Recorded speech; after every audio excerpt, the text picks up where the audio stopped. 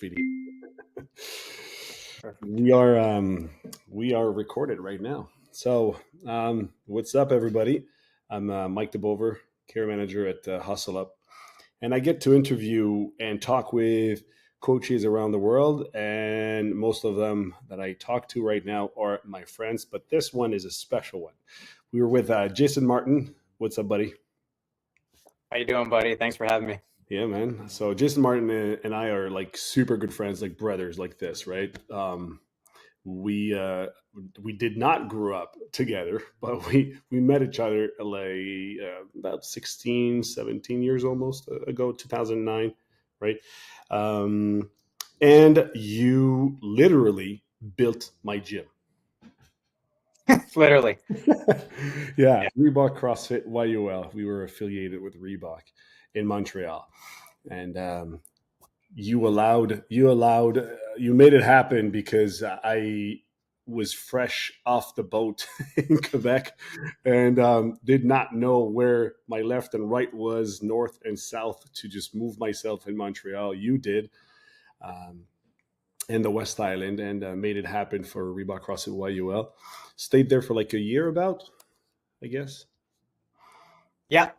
I was there for a year. Yeah. And then moved out to Toronto, Mississauga, all right, with your wife, where you are now currently and work. Yep. And the reason you're on this podcast is not just because we're good friends. It's because, well, your journey and what you're doing right now is quite impressive and quite inspiring. And I think that talking about it is going to be an eye opener for many coaches and potentially owners as well. So many things happened over the years. Fast forward to today. What are you doing? Where are you? And what's the highlight of your days? Yeah. So right now I manage a company called Junction Performance. We're based out of Etobicoke. There's actually our equivalent. We have a sister company in Montreal under the same name. And so I manage our Toronto location. And our main deal is high performance hockey training. So as you can imagine, our summers are very busy with hockey players home for the off season. And our athletes range from elite minor hockey, even as young as 13, 14-year-olds, right up to NHL. Okay. And the rest of the year, or compliments to that, is we'll work with anybody. So it could be other athletes, could be general population that want kind of the pro athlete treatment. We're spoiled. We have a beautiful new facility that was just built a little over a year ago. So it's a boutique style gym. So it's only about 3,000 square feet, but the equipment is very high end, nice and customized. We're very lucky with our parent company that supplied us with all the equipment and let us basically outfit it how we saw fit. And then we have a beautiful lounge for our clients and staff, and then a really nice locker room set up with sauna, cold tub, towel service, the whole 9 yards. So we tried to make it as close to a pro athlete vibe as we could for any client that we end up having. So that's my main day-to-day. I also work for an NHL team as their player development strength conditioning coach. So I work a lot with our draft picks who are then playing, sent back to Canadian Junior, NCAA, USHL, or in Europe. And I'm kind of their in-season, off-ice support network, essentially. And which team is that? Pittsburgh Penguins. Okay. Wow. That's where Sid the Kid is, right? Yeah, he's still the man there. That's for sure. Wow, that's impressive. So you're saying that you're the manager of Junction. What does that entail exactly? Like, I mean, what do you have to do? Manage the coaches, I guess, and other things. Yeah. So we have we have a small team of really, really good trainers that have plenty of experience in their own right. But so it's a combination of a few things. In the summer, we're pretty tactile with how we manage all of our athletes. Like we were up this past off season, we were up to over 70 hockey players, which is about a 80 to 85% growth from the year before. Thankfully, we moved into a new, bigger facility to allow for that. To be honest, we did that all with virtually no marketing. So word of mouth. Word of mouth. Yeah, Wow. 100%, almost 100%. So we're also affiliated with an agency. So obviously their referrals help, but we had no real outreach. And we've managed to grow pretty good. And that's a testament to how good our staff is.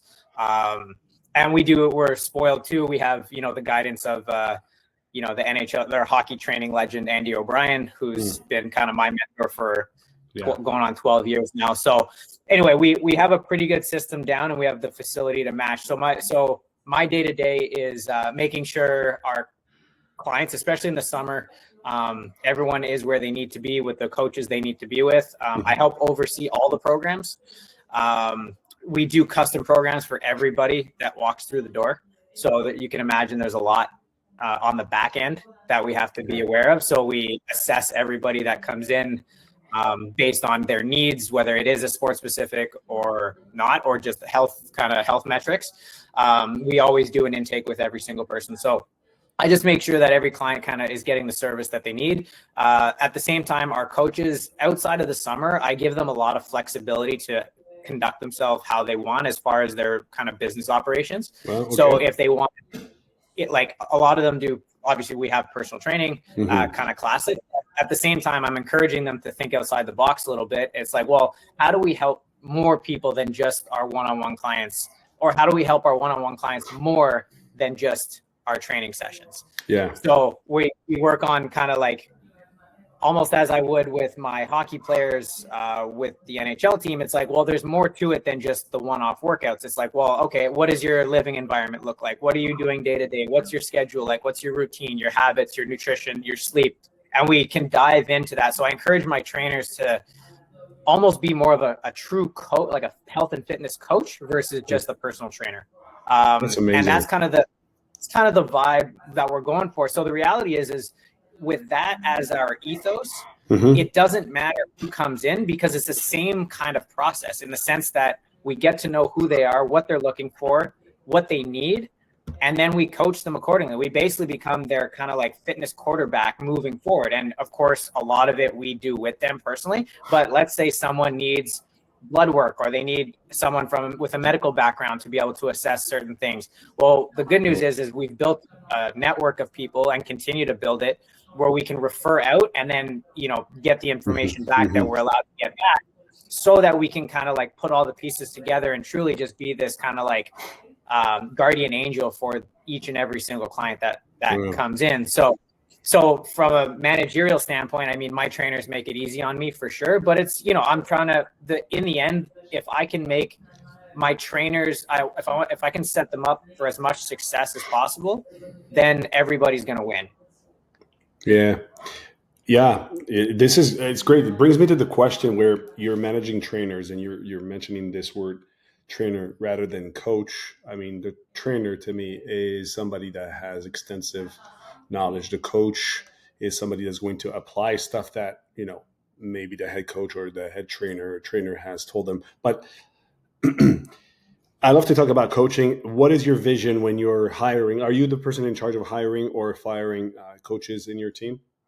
Do you have a say? I'm a big part of that. Yeah. Yeah. I'm interested of what you're looking in one of your trainers. If I wanted to be part of your team, what would you be looking for? What are the qualities and the starts? What's the foundation of a trainer in your team? Do you pass the vibe gauntlet?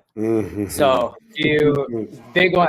Honestly, one of the biggest things is, you're entering a marriage with this, right? Like you're with each other all day, every day. And if, honestly, I'd probably put you for half a day with our trainers and me not even be in the room. And they're going to tell me whether I should continue or not.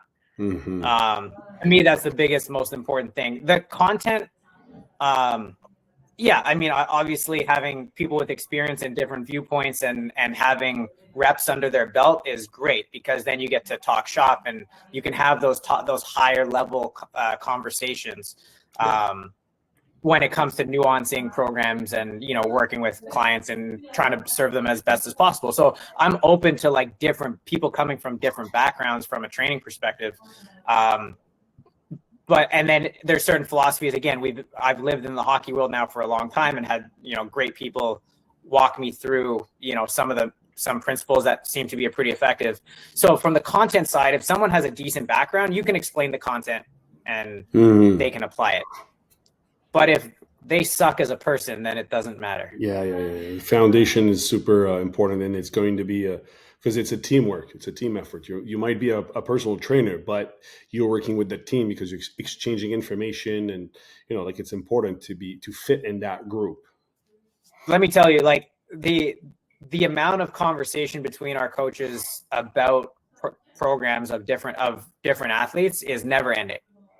So if someone doesn't feel like they can ask a question to another trainer without feeling silly or stupid or something, or if they don't want to hear someone else's opinion, that's a red flag for me.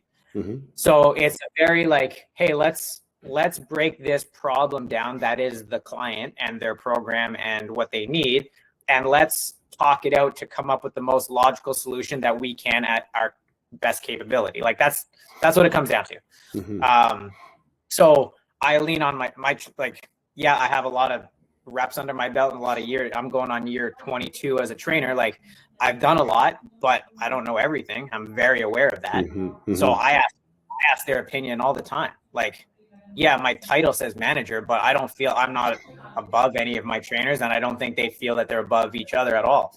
So I think that is a really valuable team when you have the humbleness and the eagerness to learn and to literally deliver the best product and service possible to each other and to help each other do that. Because if we all do it together, then we're just going to keep getting more business and everybody wins in the end, right? So it's definitely service-based first as a team. And so far that showed us some pretty good success. So to answer your question more directly, like personality is probably 85% of it.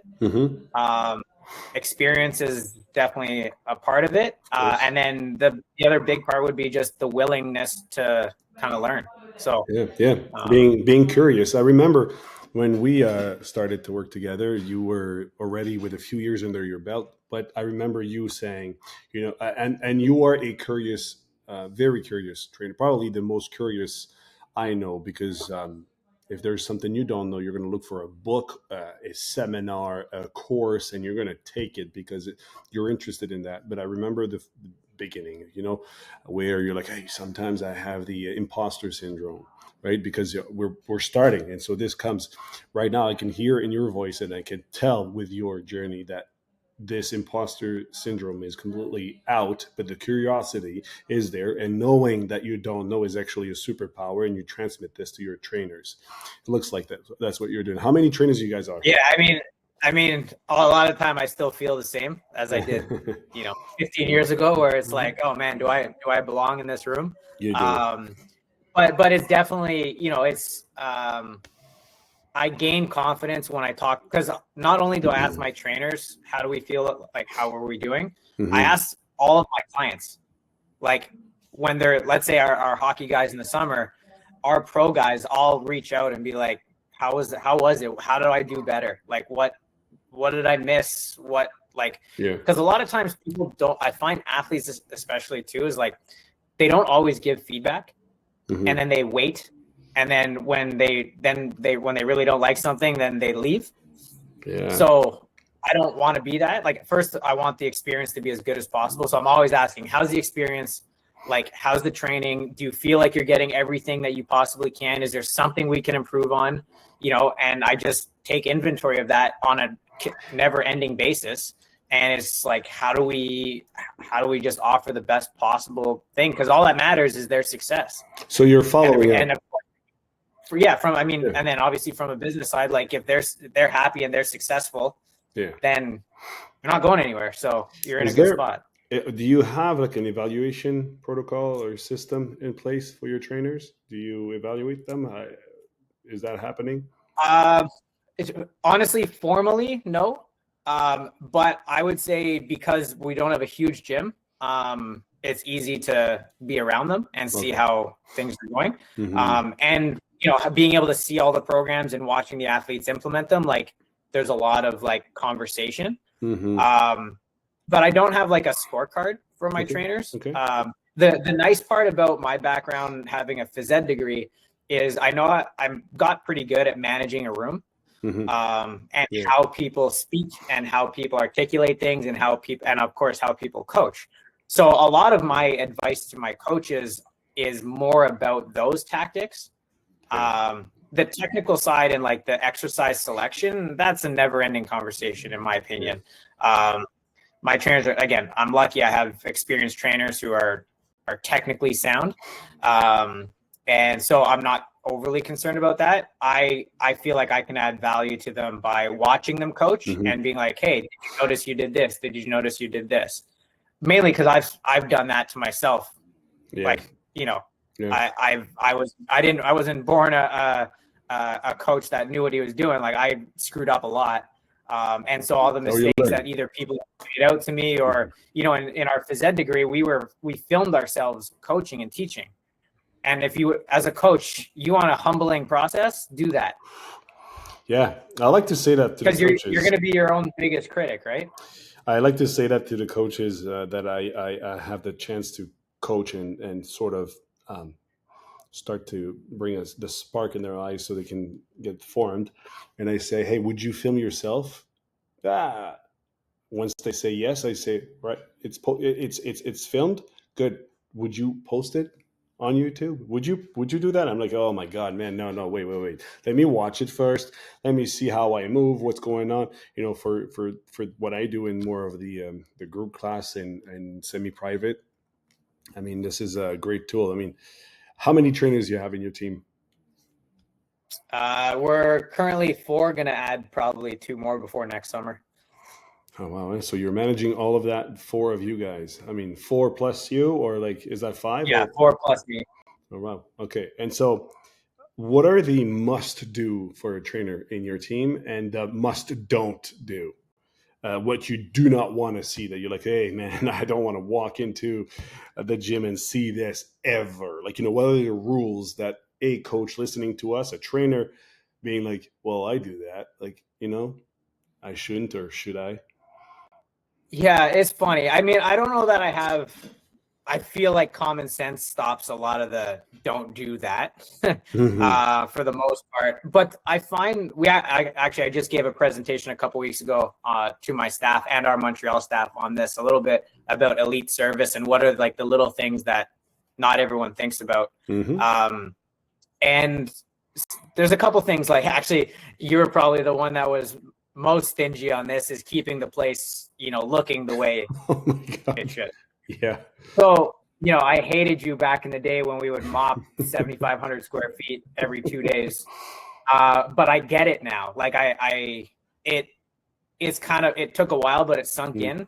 And it's something, and I asked myself, well, what about the tidiness of a gym that means something? Like, okay, nobody wants to see dirt and dust and whatever. I get that. But like, there's more to it than that. Like, I tell my coaches, because I'm a stickler now, right? Like, you know, the gym has to be like sitting a certain way. We have like a default re-rack position of where everything goes. Yeah. I get during a day, you know, 70 athletes over a course of every day, things are going to move around and it is what it is.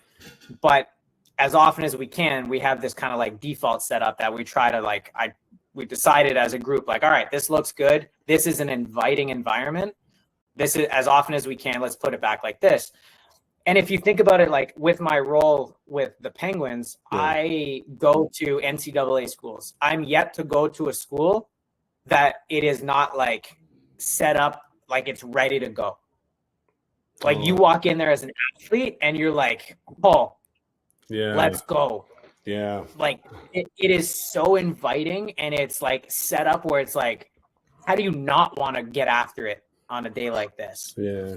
So there's an element of this, like, it's welcoming because it's tidy, but it's also like, all right, this is your playground and it's ready for you. And I think like there's an element of that, like, even as silly as it sounds, like our barbell clips, the way they sit on the pins, the direction of the like little handle of them, is a certain way. Yeah. The med balls. This was what it came down to. We are pitching ourselves as a prestige place to go. Mm-hmm. Okay. And I took a photo in my presentation. I wish I could share here, but I took a photo of, we have a small med ball and kettlebell rack. Okay. And everything was there. Kettlebells are on the sides going on 3 levels, and then our medicine balls are in the middle on the 3 racks. Okay. And the first photo was everything was there, but some kettlebells were turned. The med balls, you couldn't see the number, but everything was in the right place. Mm-hmm. And then all I did was make the kettlebells uniform in the direction that they're all the same. And then all the med balls had the laces out, as an example. You could see they were the same position.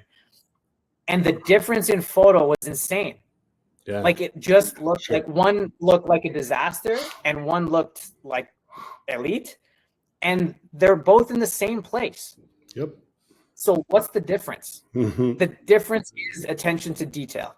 Yeah. And it's not about the tidiness and like being a dad and being like, clean up your thing. Like, no, it's not about that. It's like every person that walks through the door, it's like they should feel like it's their gym. How you do anything is how you do everything, right? So if you can't do the simplest thing good, I mean, how are you going to do the most complex things, you know?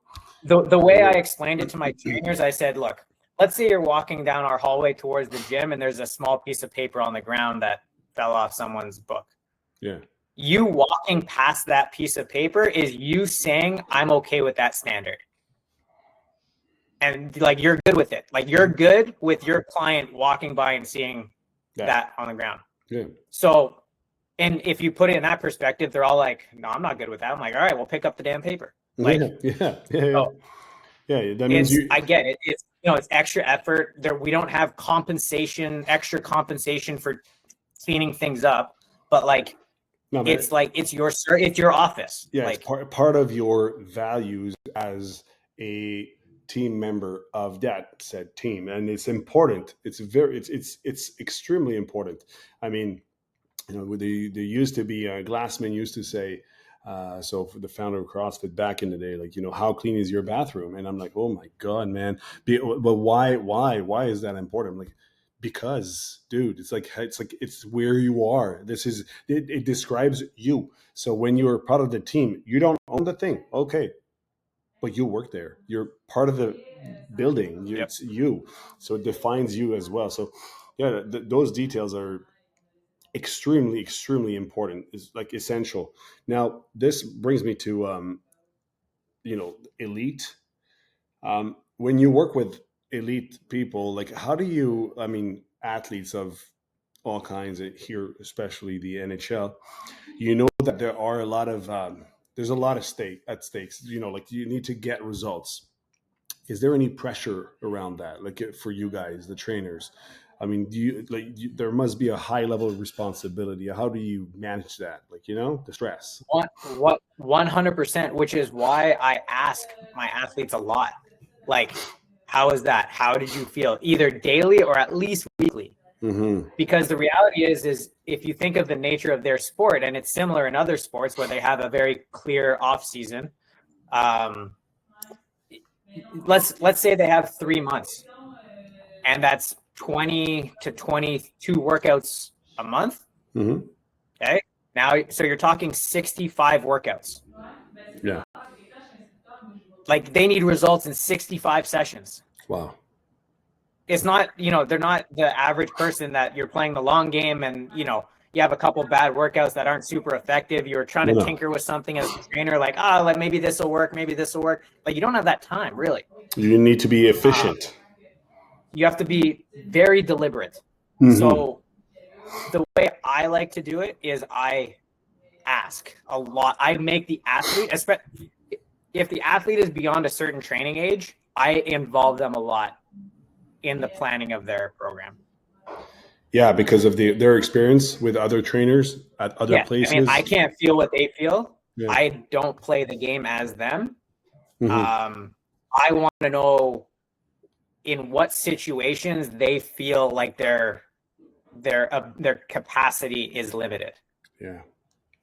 And it could be as broad as like I get tired going into the third period, or it can be as specific as when I skate into the corner and I'm leaning on a guy, I feel like more than half the time I get knocked off the puck. Like, okay, well, that's no. So we nuance down as much as we need. Obviously, there's kind of a general foundational aspect. Like, we don't do every single thing sport specific. That's a bit of a tough word there.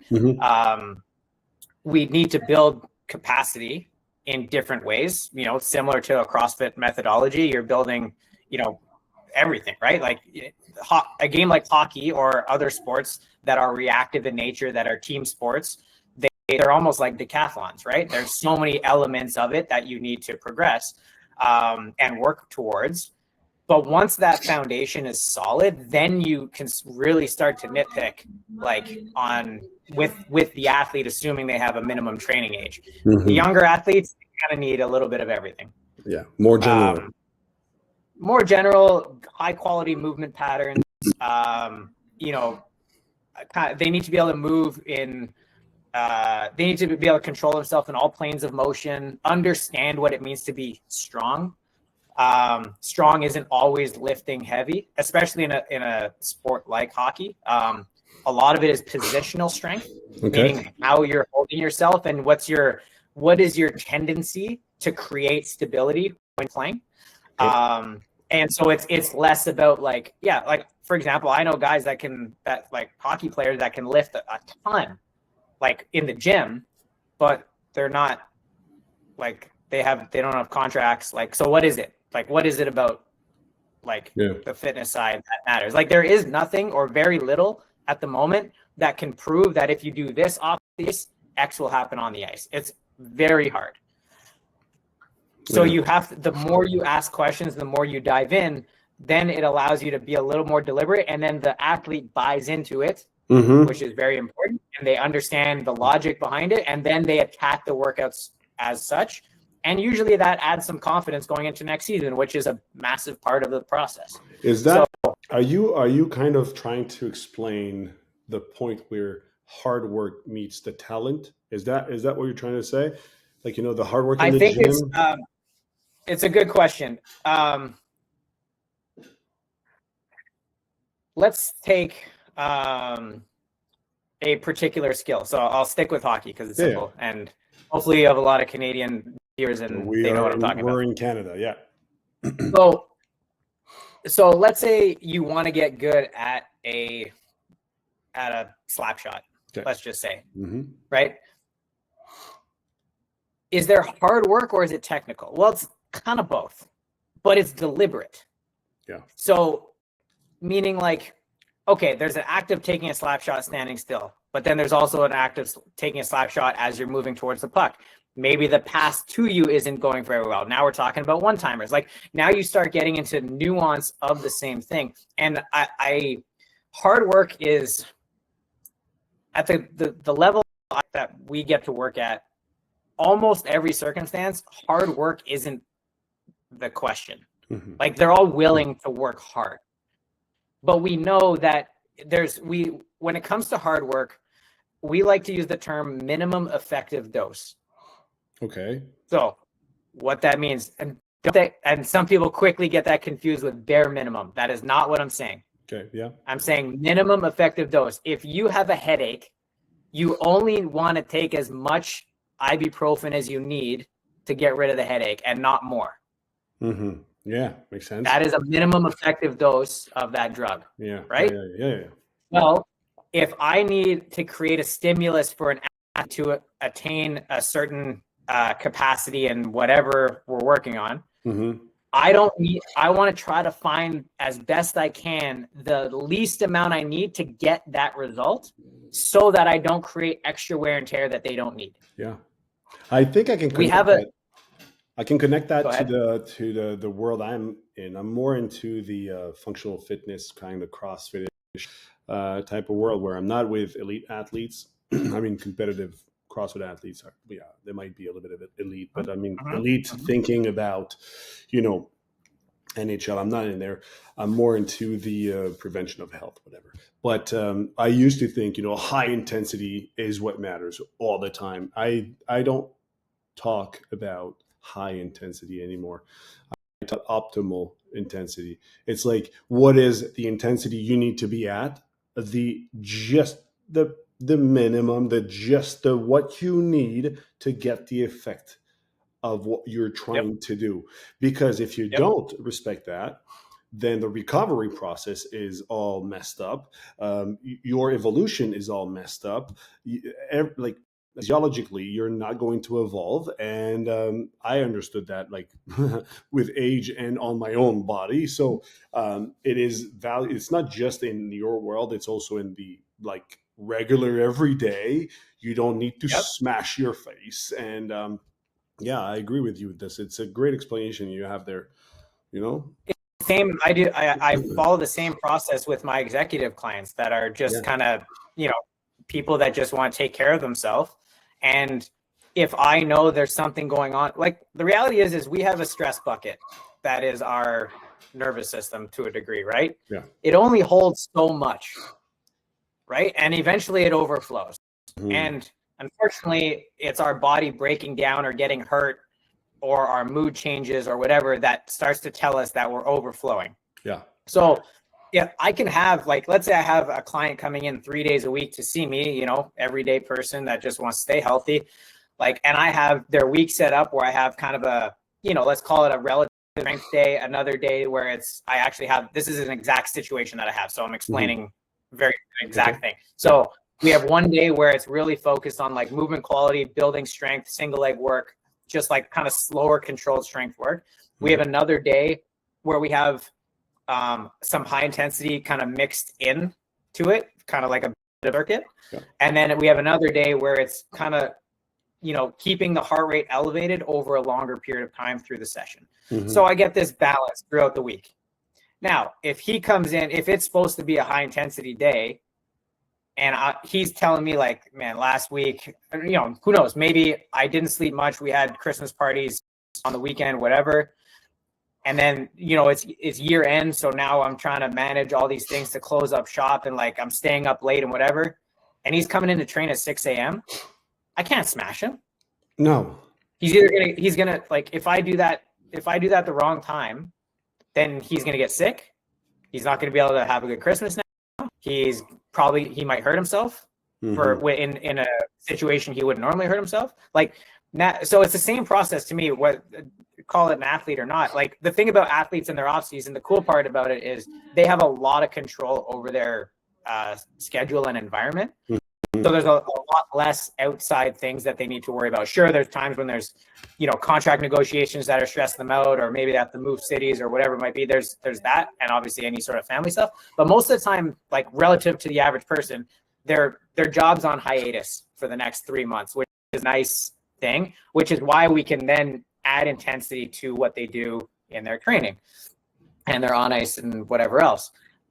Whereas, the average person doesn't, has to worry about family, job, paying bills, like getting whatever it might be. Like there's more to it. So you have to understand, like, people are going through these things. And if you're always just going, if you're redlining on every workout, because we know high intensity is beneficial, but there is a tipping point when too much is too much. Yeah.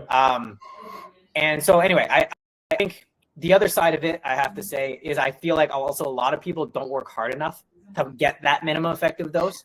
So it's this coach's eye that is learned over time. I was gonna bring that next question actually. Like, what would be your tip, your advice, your tips? I'm sure there's a few that you would say to young athletes. Often, what we see is like athletes in their 20s come in the gym, and there's a little bit of ego that they learn how to slowly get rid of. If they don't, they stop. Anyway, what would you say to these athletes to how they need to be finding their optimal intensity? Like what are the cues? Like, I mean, effectively, they're in the gym. It's been, I don't know, 6 months of training for prep for hockey or any other sport. How do they know it's optimal? It's a good question. First, it's actually less on the athlete to a degree, and more on the coach. Thank you. But I would say but that being said, I put it on the athlete to ask the coach, what's the point or what's the stimulus I'm chasing in this workout?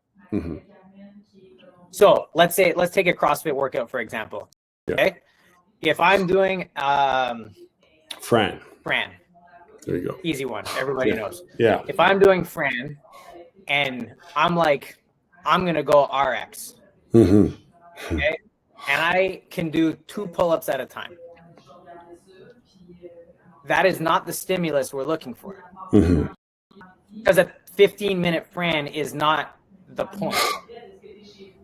Right? It's supposed to be under 5 minutes, and it's going to suck for that, somewhere between 2.5 and 5 minutes. Yeah. Right? Like that is the stimulus. So if you're not getting the stimulus that is designed for, you miss the boat. Exactly. So the athlete or client or person should try to understand what is the point of this exercise, in even down to each exercise. So if you're doing some strength work, like what's the point here? Yeah. Or if it's a Metcon or something where it's like, or it's a theme, like I think coaches, so this comes back to the coach in the sense that like you have to think ahead and be like, my month look like, classically you talk about macro cycle, mesocycles, microcycles, like there should be some kind of logic to like how things are laid out. So if you're not really sure and you're kind of like winging it to a degree, and hey, listen, I've been there.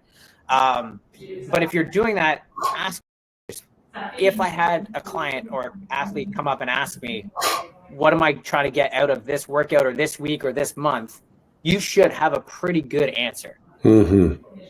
Yeah. Right. So to me, when it comes to like, what is that tipping point? I think it's to like explain learn and understand like what that means and like what is their point. Like what you're writing workouts, like there's got to be some kind of like trajectory here, of course. Right.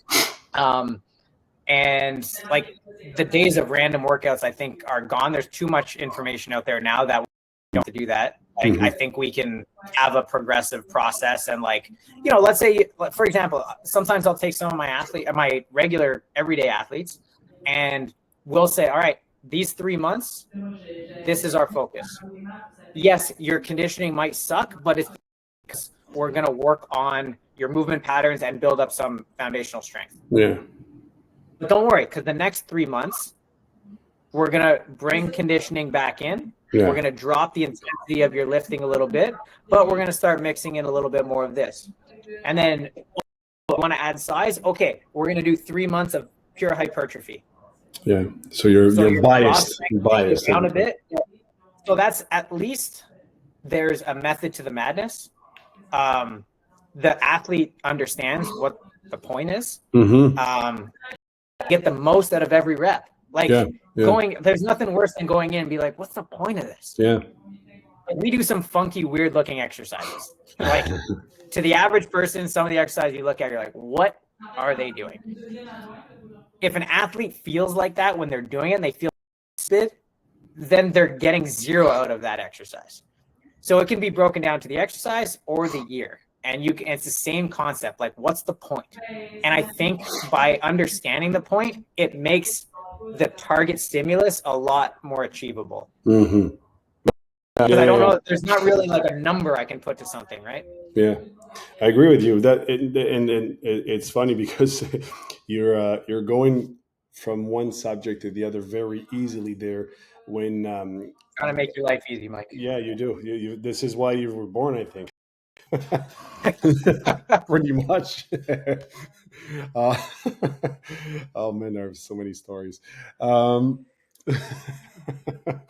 Save that for another podcast. Oh yeah, offline. So, how important is an athlete? And by athlete, I'm like it's big world. It's like from my mom, my brother, myself to Sidney Crosby. Like how important is it for an athlete to have a goal? And instead of saying, "Well, I just come in the gym to be fit," that's it. Or I'm playing next year. Okay, how important is it to have a precise goal? If it is important, I agree. Like I think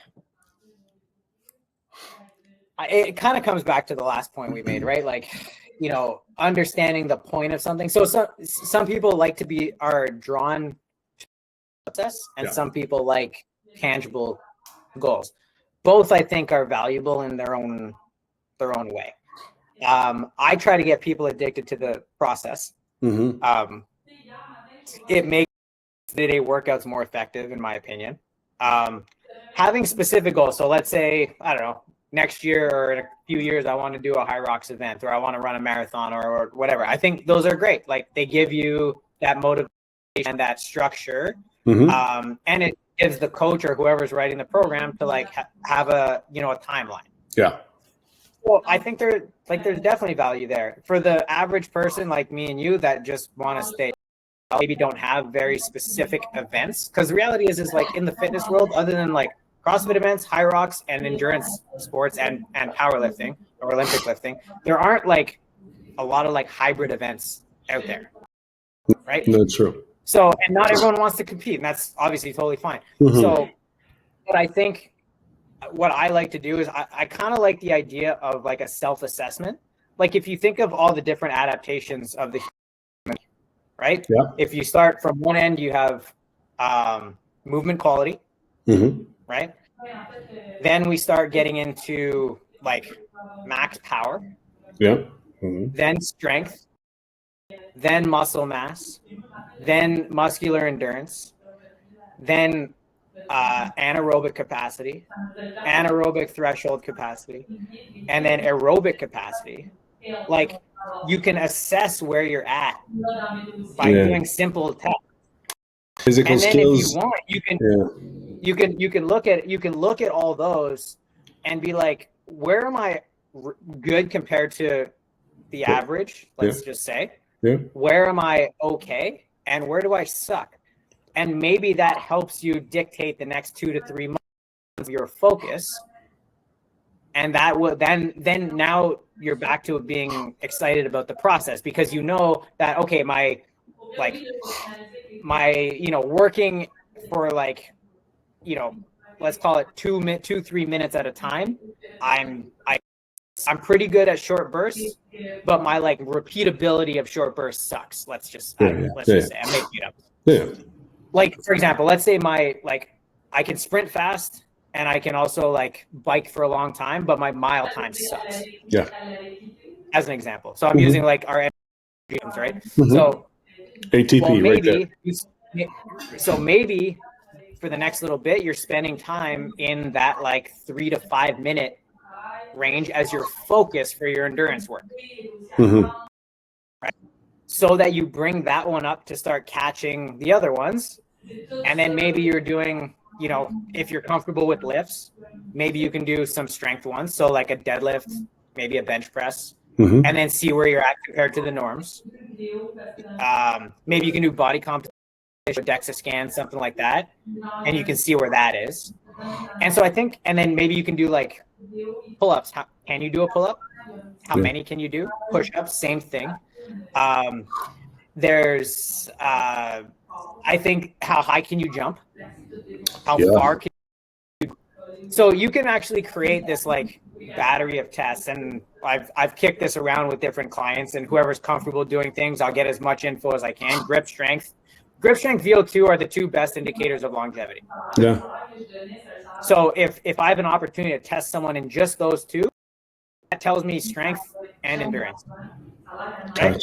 So if I see that their strength is way below their norm, I'm like, but their aerobic capacity is pretty good, then I'm going to spend, if I have 3 sessions a week with them, like I'm going to bias to strength. Yeah. That's a good indicator where they're at. So it's almost like this evaluation of like, so what am I good at? What do I suck at? And then just like, now it gives you a new theme for the next little bit. Bring that up and then do a little reevaluation. That reminds me when we went to Reebok One, and Spieler walks in and we're like, dude, how do you program? And he said, well, 2 questions. What am I due for? What have I not done in a while? And what do I suck at? And this is how I program. And I'm like, oh my God. Yeah. So like back insane. then anyway, that was like, that's how we programmed over a 6-week period. Like we would basically look at like, what have we not done 9 days. Okay, we're due to mix that in. Yeah. But you can extrapolate that to a year. It's Yeah. like, all right, what do I need to focus on for the next 1 to 3 months? Spend time there. So it's the same concept. And so I think there's two ways of doing it. Sometimes I'll talk to clients. I'm like, do you want to do themed over the year? Or do you want to blend that I mix a little bit of everything throughout your month? Yeah. And depending on what they like to do, in the end, at the end of the year, you're gonna end up hitting everything. These questions that you ask your clients are more, I guess, for your day-to-day clients, right? The acts, right? I don't think you ask these questions to your NHL athletes or like professional athletes. I think you don't. You guide Not them to those. I ask just different questions. Okay. That's really that's a lot of the time it's a debrief from the previous season. What went well, what didn't go well. How do you think last summer contributed to your either success or detriment? Okay. Obviously any injury updates, things like that. What's the feedback from your team strength coach, your team athletic therapist? So you speak with them too, I guess. You communicate with them. Ideally, they're not all sometimes there's some ego built in there and they don't care to speak to us, but if they will, then I'm always ready for it. I take it gladly. So it's the same principles, just different questions, different conversation. There's a hot topic in the health and fitness world and sports and strength and conditioning world, which is nutrition. And I know you have like you've got some knowledge in there, and and you're pretty good at feeding yourself as well. Like I remember you talked 2 years ago. Like I went to Andy's house, and his wife was like, "Oh, my God!" And I remember you. I mean, we've all our friends and us, like the coaches, we were before, like we were all like about, but you now with your team of trainer, with your athletes, your day-to-day people as well, how big is nutrition into your service that you're offering? Do you talk about nutrition? It's a good question. So we definitely talk about it. Okay. We, in our initial conversations, especially if we've never met the athlete before, if it's a new athlete, we ask them more questions about their nutrition. When I work with my athletes with the NHL team, a lot of what I talk about is their nutrition protocols, who cooks for them. A lot of times they're either at school, so school provides, or they live with a billet family and family cooks. So I ask, what are your everyday, what is the average breakfast, lunch, dinner, snack, recovery shakes, whatever, like, what do you tell me about it? And then we start we take nutrition, recovery, sleep, habits, lifestyle, and training. It's all the same process. What are we good at? What are we okay at? What do we suck at? And what do we need to do? What we suck at is usually what we need to focus on. So sometimes I have athletes that are animals in the gym, really good movers, don't have to. The training is almost maintenance, but their nutrition is terrible. And it's like, all right, like our conversations are going to be about your food. Great. So it's our intake process. Our everyday clients, it's an ongoing conversation. For our athletes, where we're tight on timelines, it's like, the good news is now is like these athletes now are dialed in. That like you're already in a pretty good spot for the most part. They've understood. I wouldn't say all, but a lot of them, and they're like excited to eat well. Yeah, because it is now culture. You know what I mean? So like every team has a dietitian, right? It's standard, and every team has chefs. So like the food is high. Like when I get to go down to Pittsburgh for camps, like it's the best. Like the food is unbelievable. Their chefs are so good, and you're eating great food all the time. So the nutrition thing is similar to the training thing, where it's like you're trying to figure out how much nuance is necessary. Some people, I've worked with NHL players who don't know what a macro is. So I'm like, okay, well, I'm not going to talk about mushroom coffees right now. We're going to start with what a vegetable is. Wow. So, yeah. and so it's the same, regardless of age, just have different knowledge and experience. So we get a feel for where they're at. And from a service perspective, we have referrals out to, like, if we think someone really needs to just work with a dietitian, then we'll refer out, because A, we want to make sure we and B, like, it's time. Like, that's a lot of time. So, but we do meal service options. So we have a really good meal delivery service options that are opt in for. That's a high performance chef that prepares meals, and the athletes can pick kind of what they like. And so that's a service that we're comfortable with, kind of like whatever they want to order, it's good. But for example, like I had a couple of college athletes last year where they were sitting around. We have a nice lounge, kind of like style, and they each order their own meals from this place, and they look on the back and they see the the calories, like the whole thing is listed there.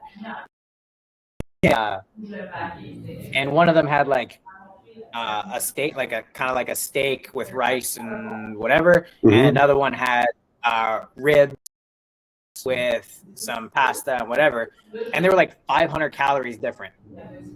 And so the one eating the steak was like, why is my low? I'm like, well, you have a lean cut of meat and rice and vegetables. Like, it's good, but if you need the calories, then let's talk about it.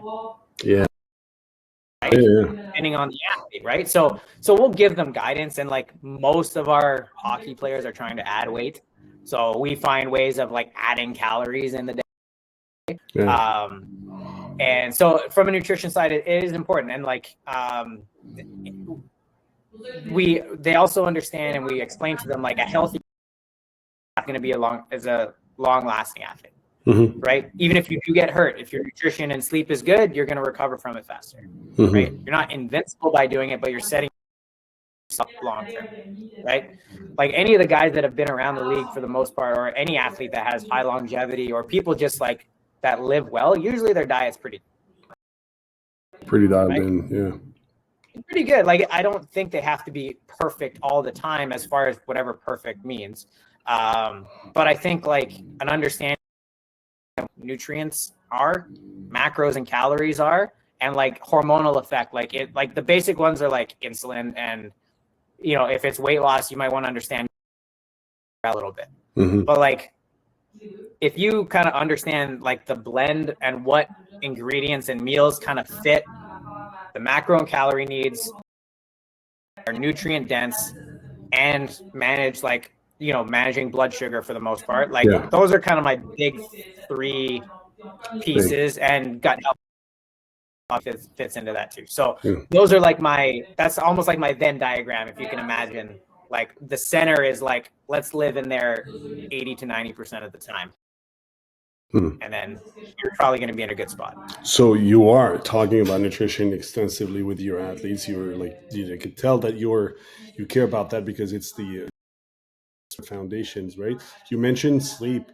That brings me to recovery. How important is it to recover, and when should an athlete know? Like, when do they know they need to recover? When is it too late? It's a good question. It's a good question. Unfortunately, most people wait till it's too late. But in our programming, we program deload, deload weeks, or if we feel like we watch them come in, our phases, like our training blocks are usually about 4 weeks. So if they go 2 back-to-back 4-week phases, we're like, all right, like, I don't want to see you next week, or at least a period of time. So we take into account if I'm taking the athletes that have, the 3-4 month window, like we'll be like, all right, when are your family vacations? All right, let's plug that into your calendar. And we kind of look what doing, how many times are you on the ice per week? like we try, like if we have athletes starting in May, we're like, I'd rather you not be on the ice, or like at most once a week, maybe twice, and then they can add ice as they go along. So it's important to understand what else is going on. We talked about the stress bucket earlier. Like everything is adding to that bucket. So right? there's not one recipe for one person. It's like to observe every one of your athletes. Yeah, there's tolerance to it, right?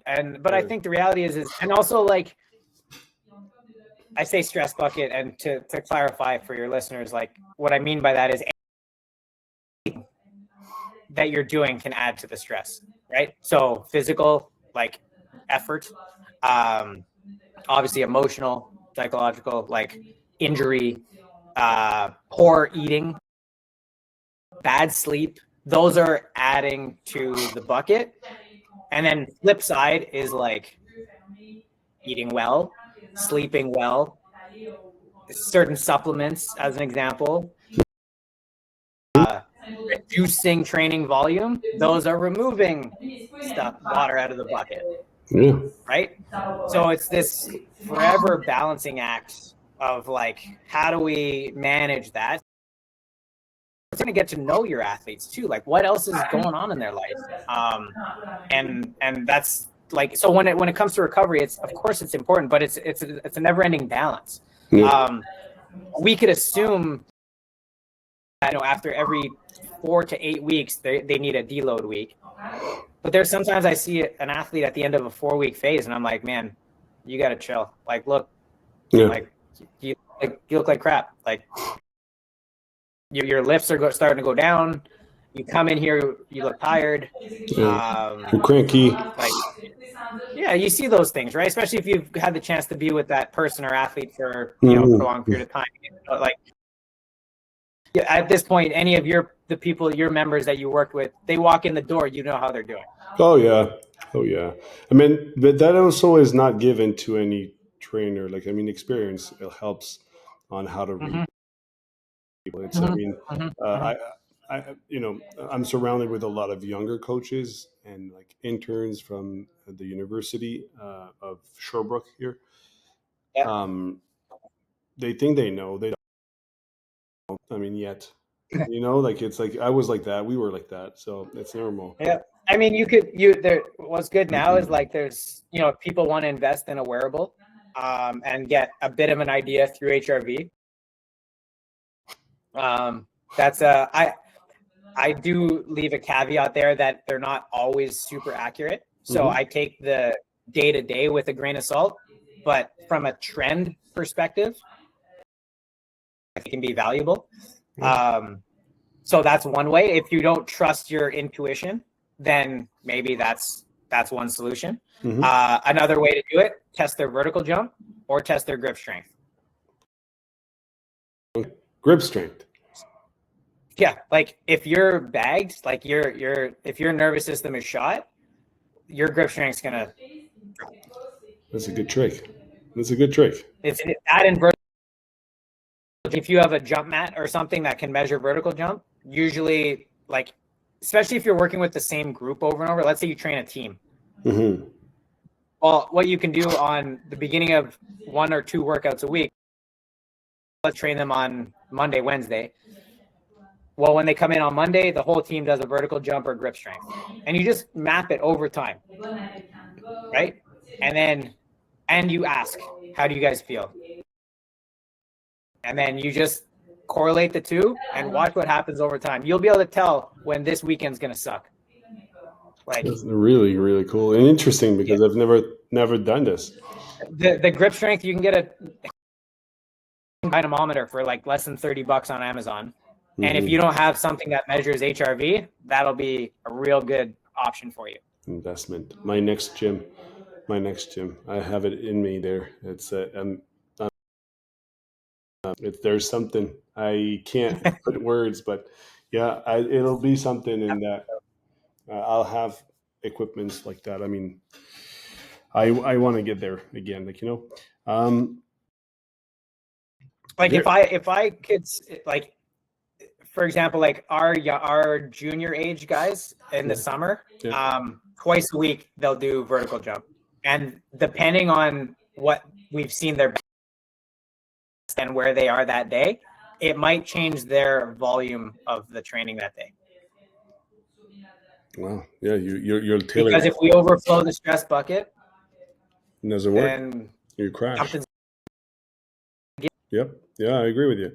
It's I mean, not every trainer like will be as implicated as you are your trainers. So it's a hard thing. It brings me to this question. Like, we're in 2025, about to be 2026. It's been a while.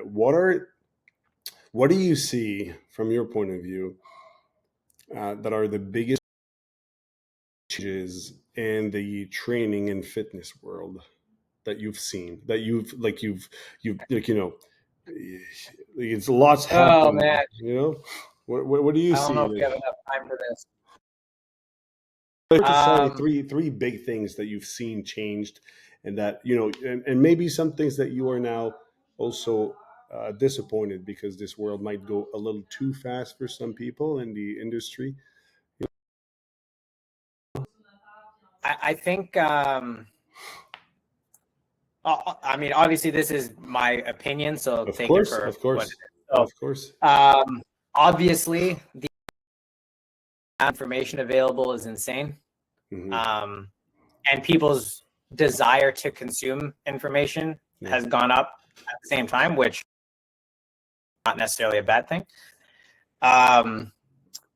But everyone can be a coach now.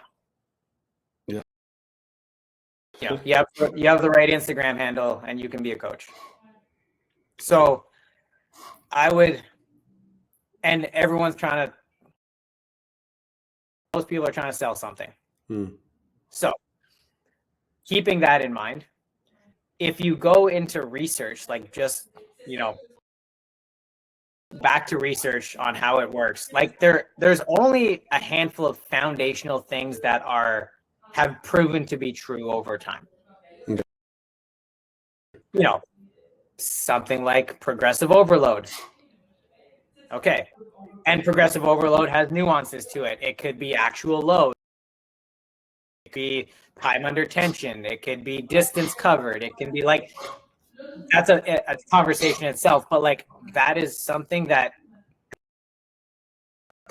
is pretty true over time. I'd say that's a safe one, right? The supplement world is like, oh yeah, man, is insane. But there's only like some things that are true, like true, right? Like, so question about this. Small question. Supplements. What do I need? What does someone need? Like, what's essential? Should I get protein?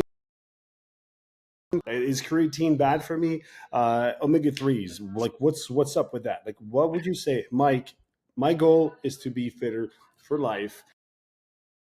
Done competing. I just want to, be able to ski, and then my nephews, my brothers have kids, and I want to be like the best uncle ever.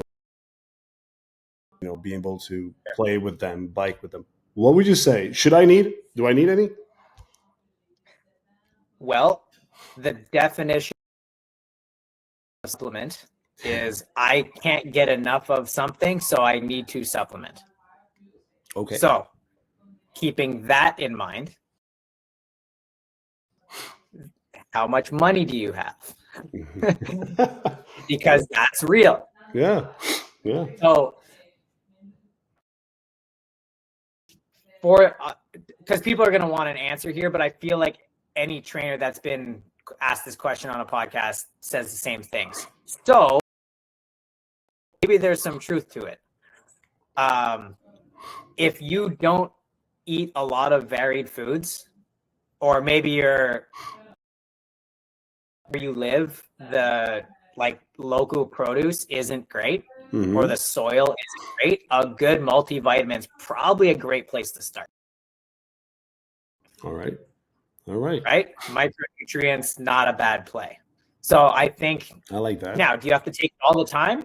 Not necessarily. You have a nice organic salad. Maybe you don't need a multivitamin that meal. Okay, Okay. fine. But foundational nutrients is a great place to start.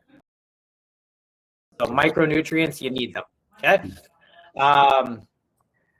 Then, if we start going into macronutrients, okay, well, now we're talking protein, carbs, fats. All right. Well, what does your current diet look like? Well, I'm trying to get 180 grams of protein a day because I heard it's supposed to be 1 gram per pound of body weight, whatever. Okay. Are you getting that with food? Can you with your schedule and cooking abilities and whatever? No, at best I can do is 120 because I can have like eggs with egg whites and I have 2 chicken breasts in the day. Like that's the best I can do. Apparently that's like 120 grams. Mm-hmm. Sweet. Protein powder is probably a good option. Yeah. Sweet. You can't get enough, so you need to supplement. Mm-hmm. All right, cool.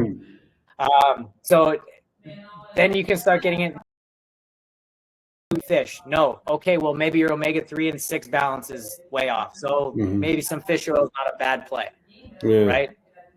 Yeah. If you have that, you probably don't need to supplement because you don't need a supplement at that point. Yeah. The creatine keeps coming up over and over. Obviously, there's enough research now that says that it's good for so many things. So the good news is it's not expensive yet. It's cheap. It's pretty cheap. I mean, my parents take it. Yeah. Here's a good example. My mom was in town yesterday, and she was like, "We just finished our collagen bucket, and we're getting low on creatine because I recommended at some point that they take it. Like, do we need to take this?" And I was like, "You know what? You could probably scrap the collagen because you eat skin on meat. Mm-hmm. You use bone broth a lot. Mm-hmm. So probably you could get rid of the collagen. I'm not too worried about it. I would keep the cream because it's cheap and why not? So It seems to be beneficial, especially brain health for as you get older. Okay. Cool. Take a rounded scoop, throw it in. It's tasteless. Just put it somewhere. Yeah. So the supplement world is like, hey, listen. Another one is like vitamin D. Like to me, if you're foundational wise, here's what I say. Good multivitamin is a good place to start. Yeah. I do having protein available if you have a low protein day is a good way to go. Yep. Or if you want to use protein powder as a meal in a shake or something, like great. Totally fine. If you don't eat a lot of fish, I think a good fish oil is good. Okay. Like high EPA fish oil. Yeah. Good. If you're in a place like where we are, where there's not a lot of sun in the winter, vitamin D. Yeah, let's go. And I mean, again, then you start getting a vitamin C, vitamin Bs, like they're all good. But foundationally, I'd say, multivitamin for health, and fish oil is great for your own balance. And some creatine there and there. Yeah, creatine. But I would say if you're going to take creatine, take it every day. It's a systemic. Yeah. It's like I would take it every day or don't take it at all. Yeah. It won't work. One or the other. You need to load up. Yeah, good. That's a good answer. I mean, because people think results only come from supplements, and then they take everything that is fancy on the shell, and that. I mean, I also don't think people give supplements enough to know to see results. Yeah. They're like, oh, it's a hot topic. Someone said buy it. They get 1 bucket. They use a third of it, and they're like, this didn't do anything. It's like usually it takes time. Like our biology doesn't adapt that fast, except to like certain substances like caffeine, drugs, nicotine, like those things. Okay, fine. You adapt. Like, from a longevity, like most things take a while to like get into your system and actually show an effect. right? You do one set of push-ups, not do anything, right? But you do the back you do push-ups? again. That's for the other podcast. Inside joke. But if you did 30 push-ups every day for a year, Yep. well, probably gonna Consistency. see something. Consistency. And the supplement world is a big one. I think there's times like if a problem with someone is like they don't sleep well or they have trouble calming down at night. Now we start looking at specific tailored supplements for specific reasons. It's a very good advice. It's like everything, you know, consistency is important. Looking at what is like What's needed. what's needed, exactly. What you need for what issues or problems or obstacle you're facing.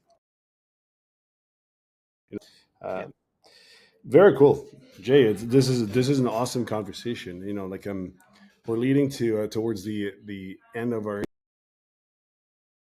interview, and I have a small surprise there. It's like every time I interview somebody, we end the conversation with a question for the next guest. Yeah, the Diary of a CEO. Do you know that one? Yeah. Yeah. And so I was very inspired by what you did, and so I started. And it's you're like the, I think, second or third guest in English, and our CEO. We need people that speak English. And Mike, I think you could express yourself. So the question comes from actually a Belgian CrossFit owner. You know, his name is Thierry, and he's in Belgium. He's been an owner for 12 years. So he's 56 years old, finished third on the podium at the French Throwdown. He is like, he knows a lot of things. The question, so I'm going to ask, and then you're going to have a question for somebody, a question you'll have to ask yourself as well and answer. So that question from Thierry is, if you were to buy a business, if you were to buy a gym, what would be the number one big decision you take? Like what would be the main consideration when purchasing? No. You've bought the gym. You've entered the door. Okay. What is the number one thing you're doing in that business? Like an example, he said, I kept the staff and I changed the system. That was his answer. Oh, okay, so purchasing an existing business. Exactly. Let's say best world, you buy Junction. What is the number one? I mean, you're not going to buy Junction, but you're buying a facility like that, a gym, a name. What is the number one thing you are doing? Changing, keeping, like what's the action that you're doing? I would, the first thing I do is I make the existing staff everything they love and everything they want changed as if it's their gym. And then I take all of that and then I make it their home and make them they own the space. So you keep the staff and you help, you have them involved. I have no reason to not keep the staff. Good. Awesome. I mean, if I don't know, I'm not going to just come in and that's not right. Hey, listen, I grew up, as you know, I've been here for a long time. It is a grind to take someone's job away. Even when we have people come to our place, that are clients, like potential clients coming from another gym, and they're like, yeah, like I want to switch, I want to come here. Say, why? What was wrong with the other place? Best question ever. I love that question.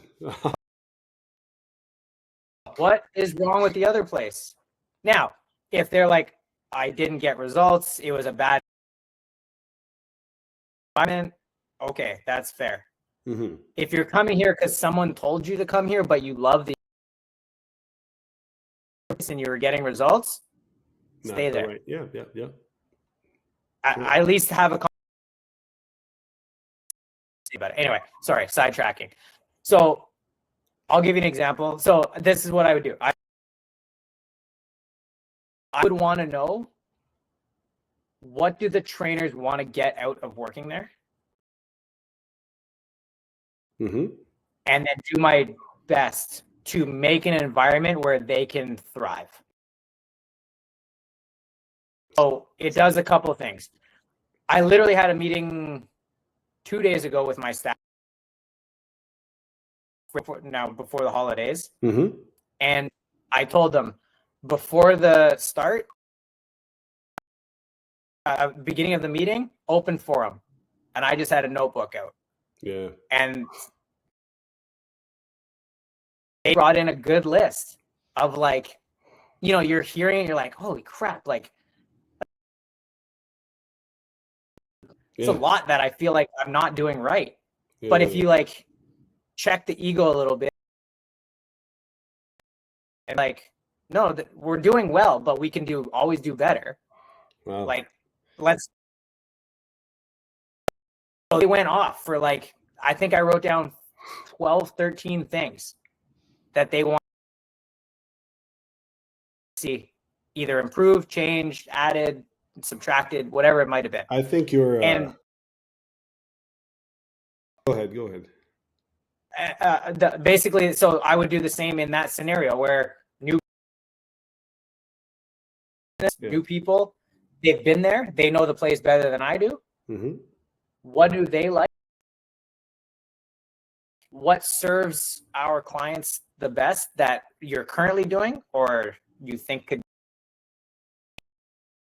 change? Then you start weighing out, you know, okay, is it equipment? Is it budget? Whatever. Like, but I think if you get to know what they care about, because all I care about is, like, you want to keep staff for a long time and have a team, like, they have to be involved. Yeah. And if they at some point they leave, now at least you up with the tools to be successful when they leave. Like, you're dreaming if you think every single one of your staff is going to be there. That's for right. Sure. But for sure. Just be a good. But you want them to leave and be like, man, that was cool. Right. Yeah. And now they're going to take some of those and now they're going to do cool things for other people and make them healthier. So it's like, so to me, tell me what you love. Tell me what's kind of working. Tell me what you'd love to see changed. All right. And then what do you want to do? What do you want to achieve as an employee in this space, or what do you want to do down the road? Yeah. That's amazing. I would want it. That would be the first thing I do. That makes you like a very inspiring manager, and like I understand your position right now, because you actually, that brings back to one word: you care. You absolutely care. Like, it's yeah, I mean, right, you just gave me the envy to work for you. That's amazing. Hey, man, you know, like this, I need 2 trainers next year. So. Yeah, we always said that to each other, right? We're going to work together one day. That's awesome. So thanks for that answer, man. It's I think Thierry, it goes in the same way that was what he was saying, but in French, from another culture, in Belgium, different method, CrossFit. But yeah, what would be your question? Very, man. very big. For potentially an owner. I won't tell you who, because the schedule is very different. It's going to be the next person. Potentially a coach, potentially an owner of a facility, potentially an athlete. The question doesn't have to be serious. Just know that whatever question you're asking, you have to give me an answer yourself as well. So when we talked, I asked you, should I prepare anything? And you said, no, we're good. This is something I could have prepared. Well, I think you answered pretty well. I answered well, but I should have had for a this. question, No, right? no, this, no, but this is like, but this has to be raw. This has to be raw. This has to be unprepared because I want it to be a good one, though. well, All right. You walk into a gym and then you're like, dude, all right, here is my question. Right. What the hell? You know?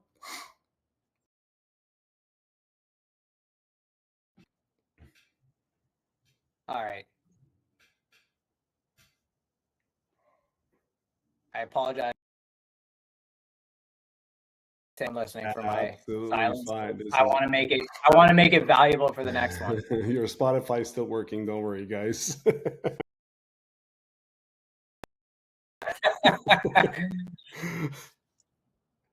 All right.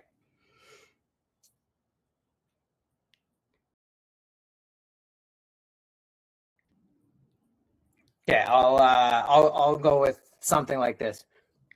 Why do your clients coming back? Oh, nailed it. You needed preparation for this? This is an amazing question. Why do your clients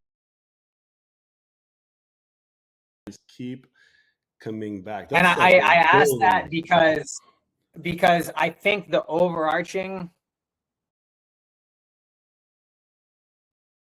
like I would add to that question in that, what are the tangible things that you do to make sure that happens? Of course, element of care, clean place, inviting people. I think those are overarching. I want to know what are you specifically, as specific as you can, what are you doing to make sure your client comes back? Right. Wow. That's a pretty big question. I think I have an idea of I think it's a tough one. I think it would be challenging because even I'm thinking about what my own answer would be, and I'm it's my brain of like, oh crap, what are the things that I'm doing? I'm interested in your. But in your I think it helps. Because what I'm trying to do is like, I think a lot the same thing. Why do I, in the same vein, you could ask question of why do your trainers stay?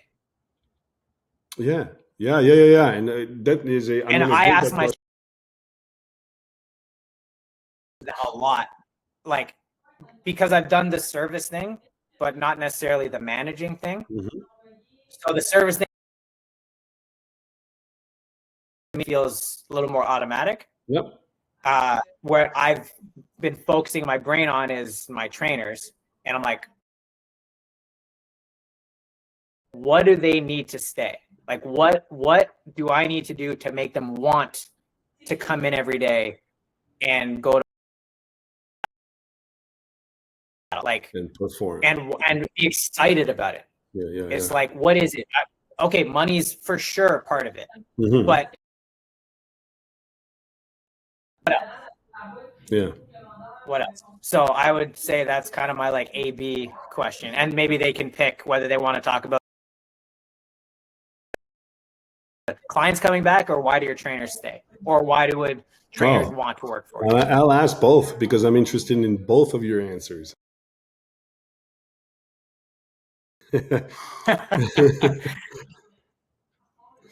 Well, I think I've kind of answered the first part.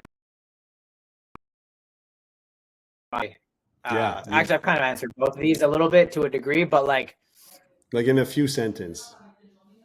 Yeah,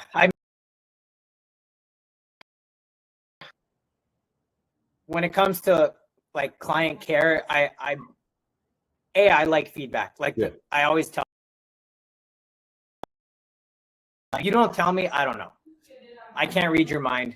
Okay. Tell me what sucks. Okay. Like, tell me what you want. I would make this place even better. To your clients. Our place is sick. You walk in, let me tell you, when you walk into this place, you're gonna be like, what the heck? Yeah. Our is $100,000 in our gym, dude. Like, it's that's not a flex. It's for that. We have nice people. Our parent company set us up so good. Like, you walk in already, it is like, wow. Yeah.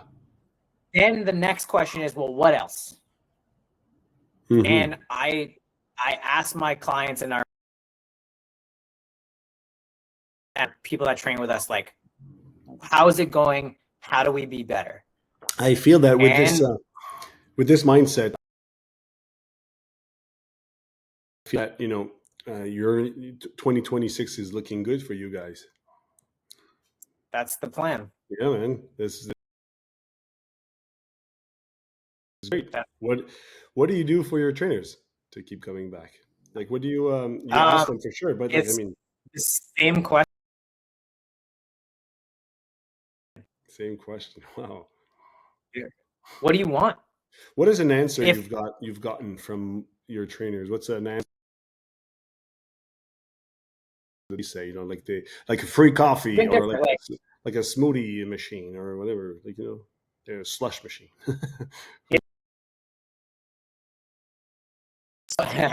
It's so much more about their ownership of their role than it is like the little things. But I can actually I'll share with you some of the things that I have it right here. The answers that they gave me when I said, how do we do better? I'll tell you right now. All right. This is literally what they told me 2 days ago on how we can service better. Mm-hmm. We want to be able to keep tabs on our athletes more efficiently throughout the season. How do we do that? Because we want to have a better service when they walk in the door. Wow. Okay. So what does that look like?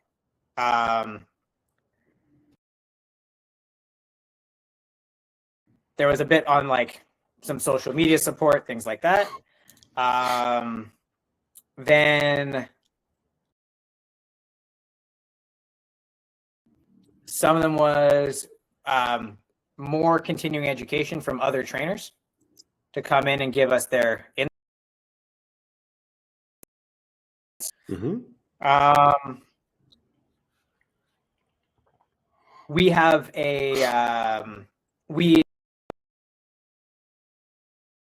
our players, our hockey players, skate as part of their summer training. Mm-hmm. So we want to have better communication with the people that are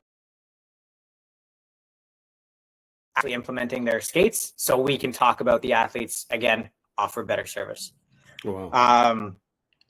We want an upgrade in the supplement options that we have. We think they're like we can do better. Mm-hmm. We went with, we had a unofficial partnership, and we just kind of went with whatever. And they're like, not good enough. We could do better. I said, okay. And then they were like, then they had a whole other thing of like specifically our off season, like summer logistics. And I said, until February, because that's a big topic in itself. So that was the big one. The also, like, I would say, like, I try to sit down with our trainers one-on-one now, probably should do it more often, but maybe every 2 months. I say, how are you doing? Mm-hmm. I know how they're doing financially because I can see it. So I said, are you where you want to be? We do that will make you a rock star, that the byproduct is you end up making more and being happier with that side of it, because that's real aspect. Like, what else can we do?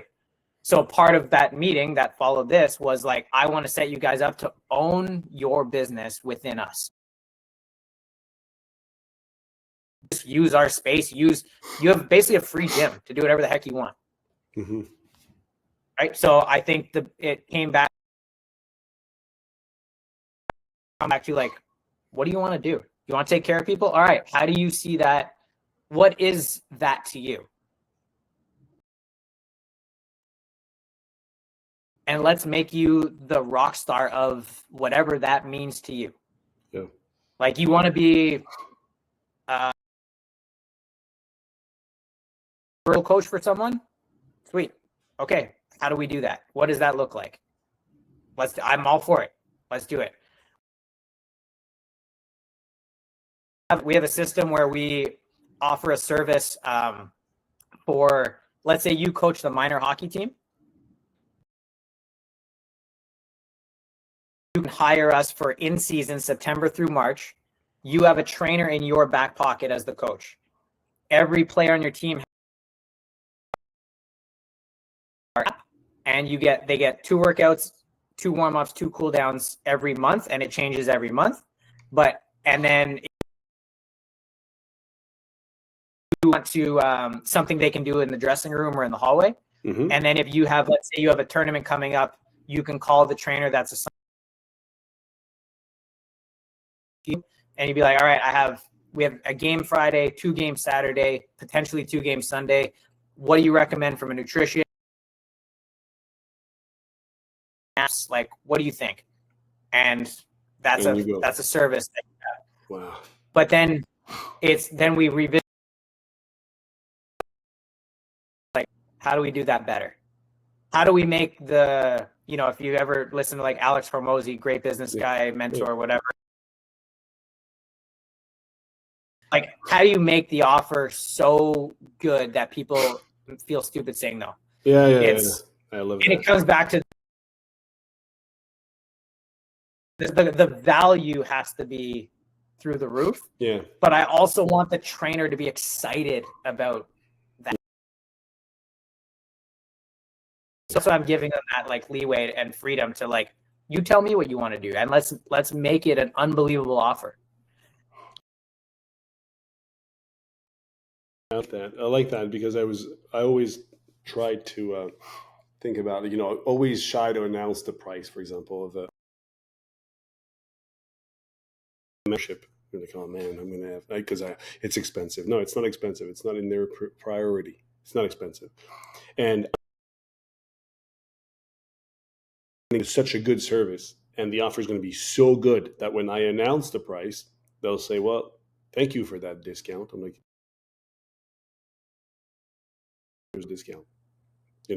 That's how you need to be working, rather than the other thing. Like,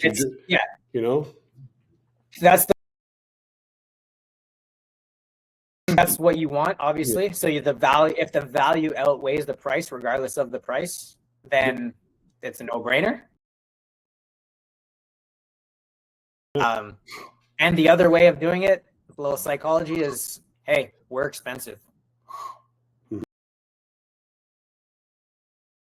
And then when you say the price, they're like, wow, that is expensive. Or, oh, not as expensive as I thought. I love that technique because I use it a lot. Like, when somebody asks the price, so what's the it's very expensive or it's too expensive. I'm like, I know, like, what is the price?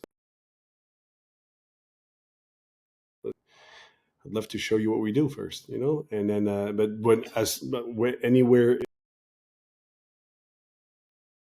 to you announcing it, depending on how your service is and what they've seen or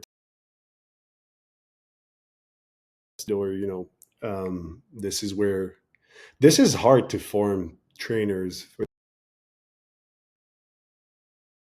This is like something, it takes time to do that.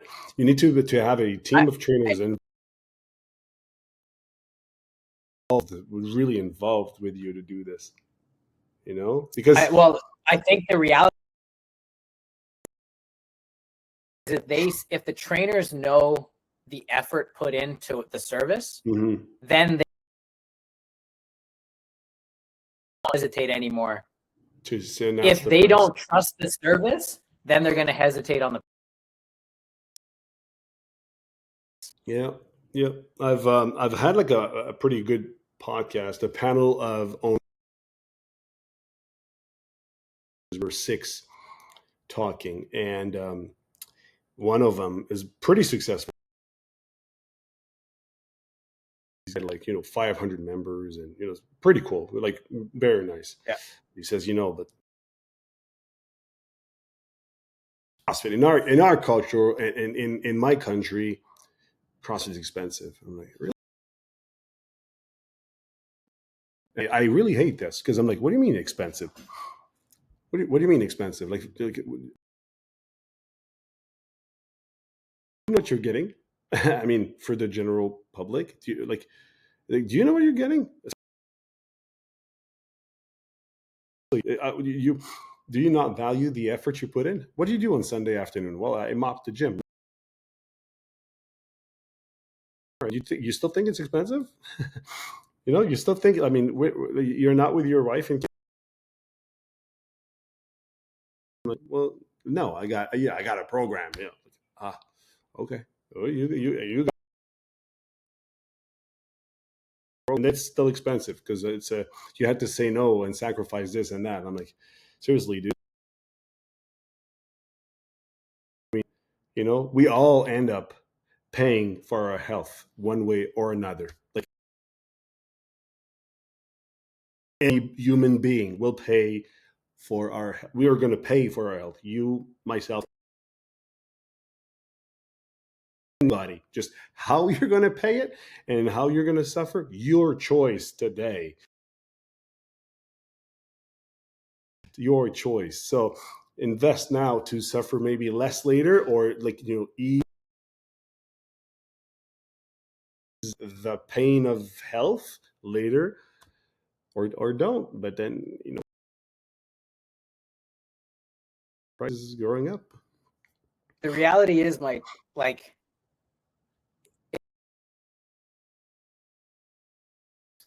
you go into in Ontario, we have an LCBO. Quebec, you have an SAQ. Mm-hmm. They have the wines in the back corner, or maybe not on display, and because they're so expensive.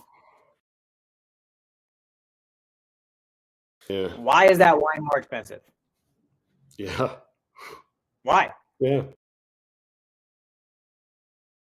What? Still grapes? It's because people are pay for it because they see a value to it. Why do people buy $150,000 roll? Yeah. Because they see it as they understand the value. Yeah. I had the example Like someone won't pay $200 for a like gym membership or a program membership, but they'll drop 200 on a dinner. it's like, we're taking these examples, like, like, wait a second, you just so much on Starbucks this week, and like, dude. So we make those. I had the Thierry, the owner, the guy that asked as a question with you. He was like, dude, I have an analogy here. He's like, I don't hate IROX. We do HYROX here, like, but the marketing is insanely good. And if you want, they're in Europe. The fancy spot apparently is Paris because the location is just insanely beautiful. Um, in my opinion, it's like it's probably the place to do it because whatever you get out of it, it's about to €100, if I believe, so 150 Canadian.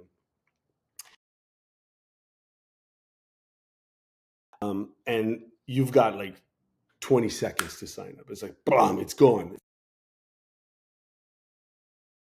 Gone. Refresh. I have a friend, actually a friend and colleague, who tried to sign up for it, and he said, dude, there's 28,000 people on the website. It refreshed. And I gave up. I'm like, what the hell? Like, I gave up. I'm just going to go and watch. And to watch, I have to pay. And I'm like, what? And so the example of Thierry was like, they're ready to drop 150 Canadian or 90 to 100 euros, yet they're not willing to give me 100 euros for a membership.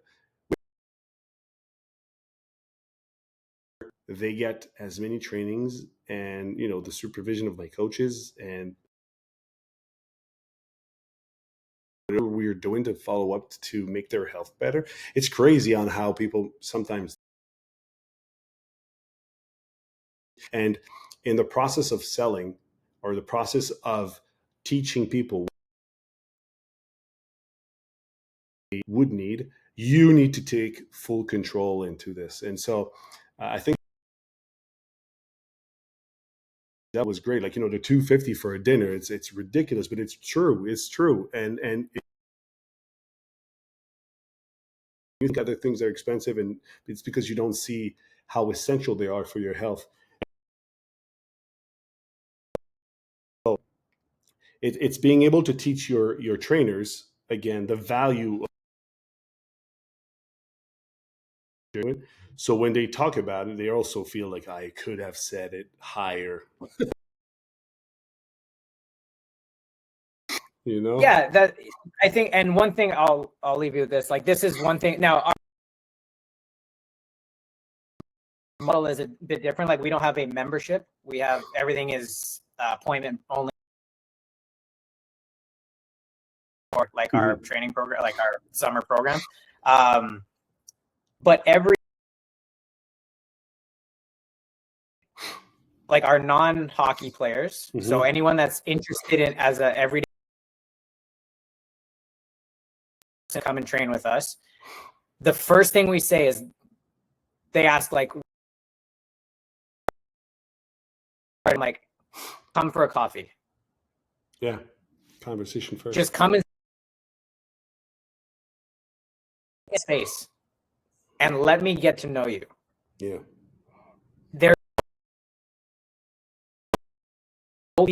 You just come and we're going to talk. I'm going to make notes. And I'll then, based on what I think you need, I'm going to design a service for you. Completely customized for you. If you have a home or hotel gym or condo gym, whatever, maybe there's a hybrid there, but I'm going to tell you what I is necessary. Let me earn your trust, because expensive. And then I'm gonna follow up with, here's what we talked. Here's what I think you need. Here is kind of what our quote would be for our services according. But we can adjust accordingly. Do you remember? And it's like that is really important for us. Yeah, it comes back to the conversation you and I had. We've had that conversation forever. Like, you need to know what kind of you are. You know, are you Honda? Are you BMW, Mercedes, or are you Ferrari, Rolls Royce? You could be whichever. Like, they're all making. You just need to know where you are. I feel like you're in the Rolls Royce because you don't just get to buy it. You don't just get to walk into, I'm going to buy this one. Like the movies that you see this, that's not happening. You walk into that thing, you don't see the. You sit down. They need to understand who's going to own it. You know, I forgot. Of luxury car. If you haven't owned a car before, you cannot buy a Ferrari. How does that process work? Like, well, you need to buy a used one first. I'm like, what? Yeah. I forgot where I heard this.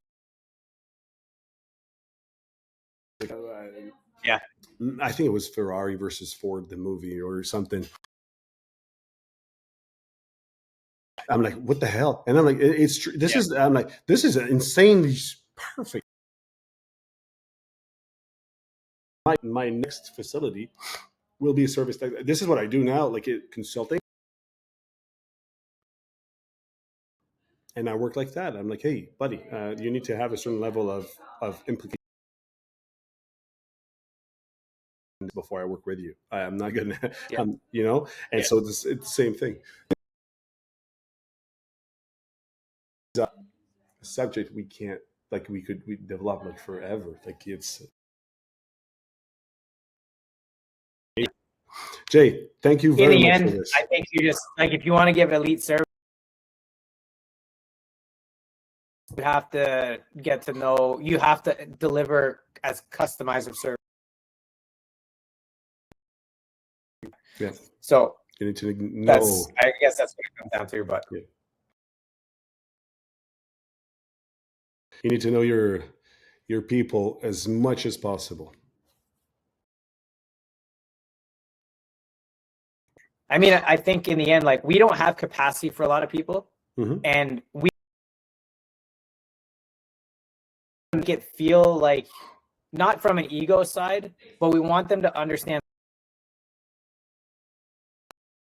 it is to work with the group that we've built.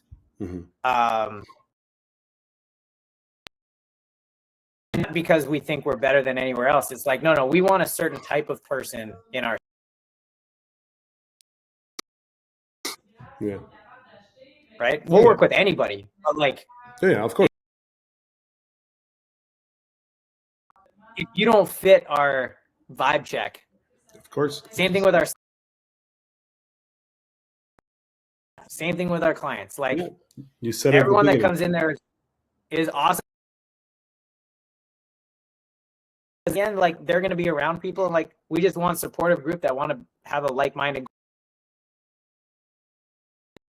You're a professional athlete or getting off the couch for the first time. I don't care. Is on the same spiral. It goes up. You know, you need to same process. Yeah, no, I agree. Jay, thank you very much for this. An hour and 7 minutes. It's amazing. I love it. You know, dude, it doesn't feel that long to you. No, same thing. But you know, like, I think this is in my opinion, this is priceless. I hope I get to do more of those. I'll follow up with you and probably see what's up, what we could do more. But on this note, I'm going to stop the recording.